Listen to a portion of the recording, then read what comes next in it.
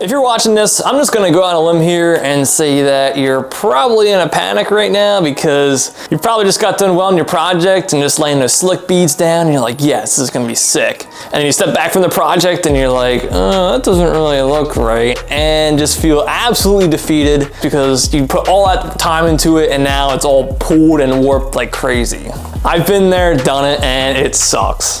So this used to happen to me all the time. Back when I was welding Schedule 10 stainless steel header piping, and the techniques I'll be showing you today is exactly what I used to get this thing back straight.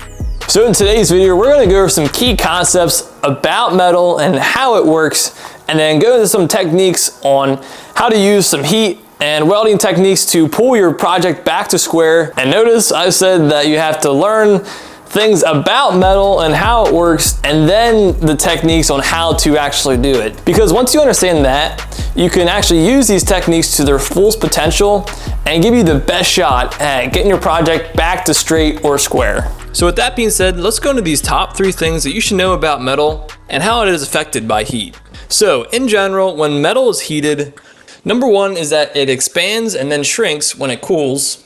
And then number 2 is that it gets soft and then hardens when it cools. And number 3 is that the more it cools, the more it pulls. And all 3 of these things go hand in hand when planning out how you're going to fix your warped project. So knowing these 3 things, let's break out the torch and see if we can get this thing back straight. So with heat straightening, you always want to heat up the opposite side of the warpage to use the heating and shrinking of the material to pull it back where you want it. Now, depending on what your project is, there's a couple ways you can go about doing this. So option 1 is just using specific heating tactics. So in general, to figure out the amount of heat you need to put in an area to pull it back is to start out with at least matching the amount of weld on the opposite side and then cool it down to see what that does. So for example, these are 1.5 by 1.5 squares that I welded on the one side. So I'm going to be heating up roughly a 2" by 2" square directly opposite of where it's welded. You usually need to heat it up where it's cherry red hot and glowing to heat it up enough to then shrink it enough in order to pull back. This whole process is 100% trial and error, and you might have to heat it and cool it a few times and experiment with the amount of heat you need to pull it back. So option 2 of this is just simply clamping it to a flat surface like I'm doing here and heating it up just enough to soften the metal and relax it, and then when it hardens, it's nice and straight.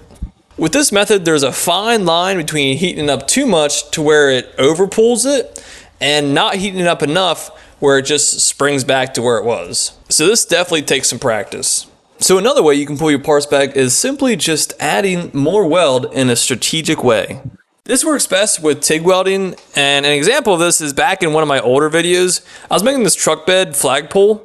In a video, I was welding a 5th wheel hitch to the bottom of a stainless steel pipe, and unfortunately I didn't nail it the first time, so I had to add some weld to the one side to pull back. So like I went over in part 3, your part will always pull towards the weld and will pull even more in the direction of your welding.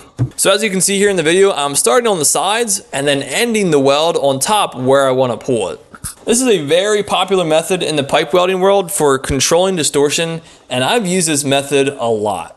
So the biggest thing with all these techniques and everything I just went over is patience. You gotta have patience for this. Patience is so critical when you're working with metal because you gotta give it a chance to pull where it needs to pull when you're heating things up. And if you go too quick or put too much heat into it, then it's gonna pull it too far, and then you're gonna be in the same spot where you were before. Believe me, that was me. I was the guy that didn't have patience, and you end up heating your part too much and pulling it too far, and then you're chasing your tail, trying to get it back, and end up warping your project even more. Like, I've been there and done it. So the more patience you have, the better chance you're gonna have to get your project to where it needs to be, and the better outcome you're gonna have. So as always, if you have any questions on any part of this video, or if there's any part of this video you want me to go into more detail about, just drop those in the comments below. And with that being said, best of luck to you out there, and hope you liked the video, and we'll see you in the next one.